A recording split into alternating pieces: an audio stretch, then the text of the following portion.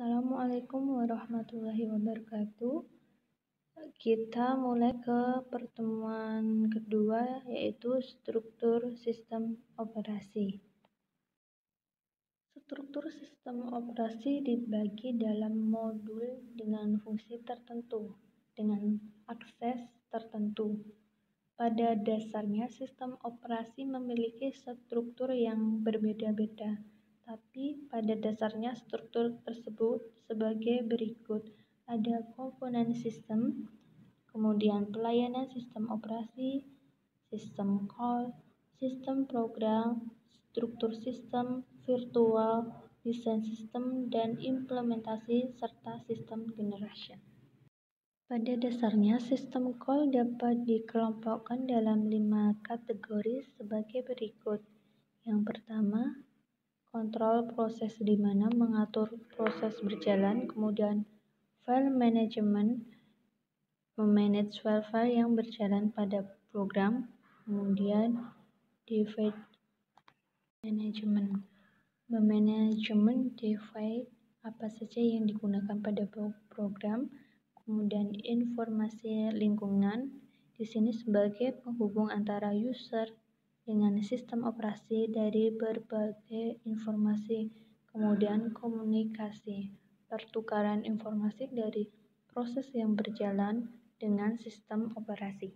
Contoh kontrol proses di sini misalnya sistem operasi pada MS-DOS menggunakan sistem single tasking yang memiliki common interpreter yang akan bekerja pada saat di start.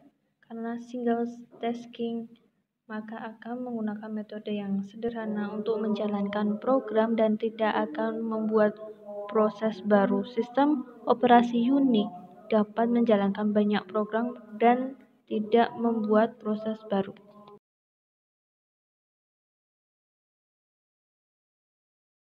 Pada sistem call, dalam hal manipulasi file, hal-hal yang dilakukan adalah membuat atau menghapus file, kemudian membuka atau menutup, membaca, menulis, merespon sisi, dan menentukan serta mengeset atribut file. Ini hal yang dilakukan pada sistem call dalam hal manipulasi device. Dan ini yang dilakukan sistem call dalam hal informasi lingkungan. Pada komunikasi terdapat dua model komunikasi, yaitu message passing model dan shared memory model.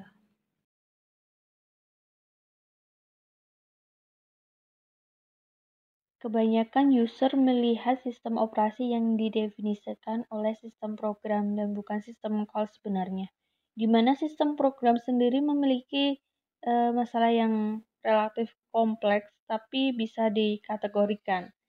Yang pertama itu manipulasi file. Di sini program melakukan penghapusan, mengcopy, kemudian perintah print, rename, list pada file dan direktori. Yang kedua, status informasi. Itu menampilkan tanggal, waktu, kemudian banyaknya user. Yang ketiga, modifikasi file. Di sini ada beberapa editor yang sanggup digunakan sebagai sarana untuk menulis atau memodifikasi file yang tersimpan dalam disk. Kemudian ada bahasa pemrograman yang mendukung, lalu pemanggilan dan eksekusi program. Pada saat program dikompil, maka harus dipanggil ke memori untuk dieksekusi. Suatu sistem biasanya memiliki absolute loader, melokasikan loader, link editor, dan overlay loader.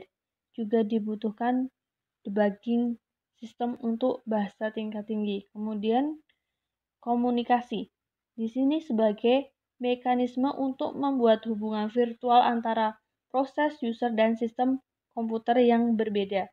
Yang terakhir, program-program aplikasi. Sistem operasi harus menyokong program-program yang berguna untuk menyelesaikan permasalahan secara umum atau membentuk operasi-operasi secara umum seperti compiler, pemformatan teks, paket plot, sistem basis data, spreadsheet, paket analisis, statik, dan sebagainya. Arsitektur sistem operasi merupakan arsitektur perangkat lunak yang digunakan dalam membangun perangkat lunak sistem operasi, di mana arsitektur sistem operasi modern yang semakin kompleks dan rumit memerlukan sistem operasi yang dirancang dengan sangat hati-hati agar dapat berfungsi secara optimal dan mudah untuk dimodifikasi. Nah, ini model arsitektur sistem operasi modern. Yang pertama ada sistem monolitik, kemudian sistem berbasis lapis, sistem client atau server, kemudian sistem virtual mesin, dan sistem berorientasi objektif. Nah, ini model struktur monolitik. Pada model ini, tiap-tiap sistem call memiliki satu service prosedur. Utility prosedur mengerjakan segala sesuatu yang dibutuhkan oleh beberapa service prosedur, seperti mengambil data dari user program, seperti terlihat pada gambar di atas. Sistem berlapis menggunakan pendekatan top-down, di mana semua fungsi ditentukan dan dibagi menjadi komponen-komponen. Modularisasi sistem dilakukan dengan cara memecah sistem operasi menjadi beberapa lapisan atau tingkatan, di mana lapisan terendah atau layer 0 adalah perangkat keras, sedangkan lapisan teratas atau layer N adalah user interface. Dengan sistem modularisasi, setiap lapisan mempunyai fungsi tertentu dan melayani lapisan yang lebih rendah. Ini contoh struktur sistem operasi berlapis di sistem operasi D sama lapisan pada struktur venue. Lapisan pada struktur D sama venue itu berbeda. Di lapisan D itu jumlahnya 6, sedangkan di venue itu ada 7. Dari lapisan 0 hingga 6 dan 0 hingga 5. Oke, terima kasih untuk pertemuan kali ini. Untuk lebih lengkapnya pelajari di slide, dan jika ada yang ditanyakan bisa berdiskusi di forum. Assalamualaikum warahmatullahi wabarakatuh.